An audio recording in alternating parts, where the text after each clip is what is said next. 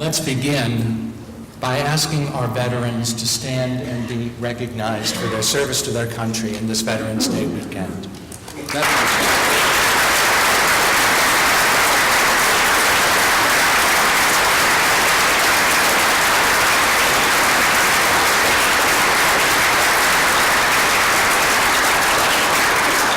Thank you for your service, all of you.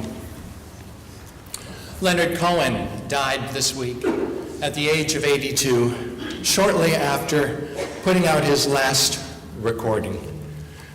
In an earlier song, Anthem, he sings, "The birds, they sang at the break of day. Start again, I heard them say. Don't dwell on what has passed away or what is yet to be. But ring the bells that still can ring. Forget your perfect offering. There is a crack in everything. That's how the light gets in." Last week, our IUCC President John Dorhauer wrote a pastoral letter to the United Church in a divided country, and in it he said, "This morning we wake up to a new reality. Our country and its citizens once again successfully elected a new leader. And as we gather to worship this weekend, we will find many among us who may be celebrating that decision, and many also who are mourning that decision. We are, by all measures, a deeply divided people.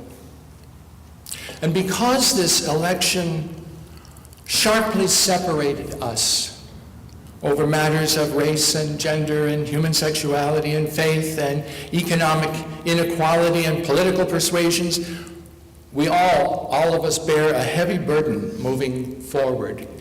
It is our call and our shared mission to heed the call of God's Spirit and to work to repair damages in our deeply wounded and fiercely broken body. The passage from near the end of Isaiah speaks of hopes and of dreams. When somewhere around 475 BCE, the refugees began to return to the city of Jerusalem in order to reclaim and to rebuild it after generations of exile. Much of the city was in ruin. There was hunger, thirst, illness.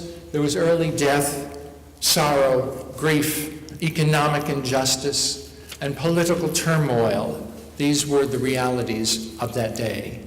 And so imagine a prophet walking through the rubbles of a city as he was able to cast a new vision over stones that would never be put back into the glory of the temple at Jerusalem, but instead help cause something new that would stand and benefit all of the people.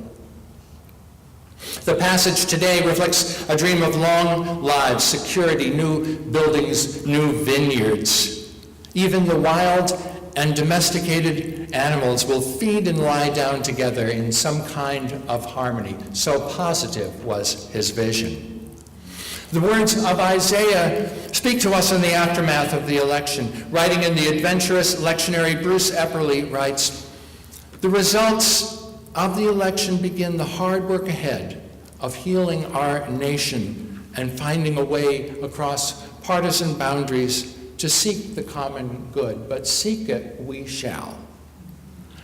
Isaiah gives us our marching orders toward a positive future. Epperly is a process theologian, and he says, God is at work in the world, and God needs our creative companionship. We are not to be seduced by the limited visions of nationalism or ethnocentrism or economic security. We need to dream and act toward the building of a real kingdom of God, a world almost impossible to visualize, but our only hope for the future. Long life, laughing children, peace among opponents. The peaceable kingdom was the vision Isaiah laid before the people in the fields of broken walls and destruction and devastation. And in the other reading we had this morning, we find brevity. Jesus says, go and do likewise. He has just met and he has just talked with people about the parable of the Good Samaritan. And in it, a man asks, who is my neighbor? And Jesus tells him the story of the man broken and beaten, and of the three very different people who encountered him. And we learn it was the outcast, the one on the outside. It was the Samaritan who showed mercy. Jesus says to this man, and therefore to us, go and do likewise. Be people who show mercy. We are neighbors to the city around us. How will we be of service in this new time, in this new life of our country? This is your church. This is your beloved community. And today is Stewardship Sunday, and I really thought what I was going to be doing today was giving the stewardship sermon. But perhaps this is, after all. It's the day, every day, that your church asks for your pledge of support for the coming year. And we know that over the past year we have lost some members, some have passed, some have moved away, and new members have come as well. It's up to all of us to make sure that the vision and ministry of this community moves forward. We are needed to be a particular voice at this particular time. Progressive Christians are needed at this particular time. Carl and I are thankful this week to be part of this church community, and I understand the feeling of gratitude that many of you have shared with me, and we have made our pledge as well.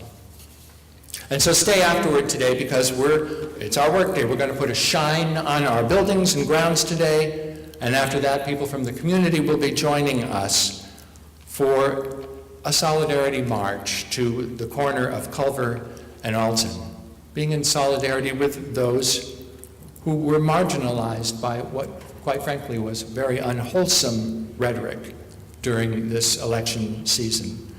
And Felicity can guide you to where and how that'll start, 1:45 after we've done some good work in our workday. Woody Allen once paraphrased this passage from Isaiah when he said, "The wolf may lie down with the lamb, but the lamb probably isn't going to get a good night's sleep."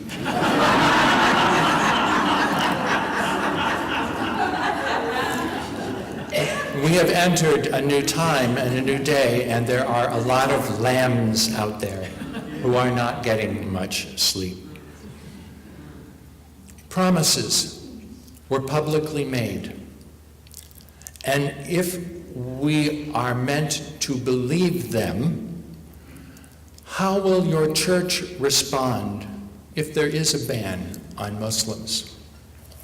How should your church respond if immigrant parents are torn from their children or even from each other and deported en masse? What about overturning marriage equality or women's health issues, or abandoning leadership in turning around on global warming? Jesus tells us that it's the one who shows mercy that is our real neighbor. And so what is your vision this year for this church? I think we've been handed a little bit of one. Ring the bells that still can ring. There is a crack in everything, and that's how the light gets in. The church has a positive role to play by being a moral and an ethical voice. So stay in the game. Volunteer. Let every voice be heard. Let people see in our worship and our actions how important it is for us to be a people who follow in the footsteps of Jesus, to change the things we can and stand in solidarity with those who need us. It is an important time to be this particular church. So let's be the church that God has called us to be. Can I hear that amen again? Amen. Can I hear it one more time? Amen.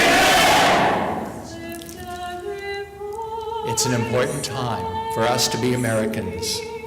Despite having a lover's quarrel with our country from time to time, we are citizens who care for the promise of our country, for its decency, and for its soul.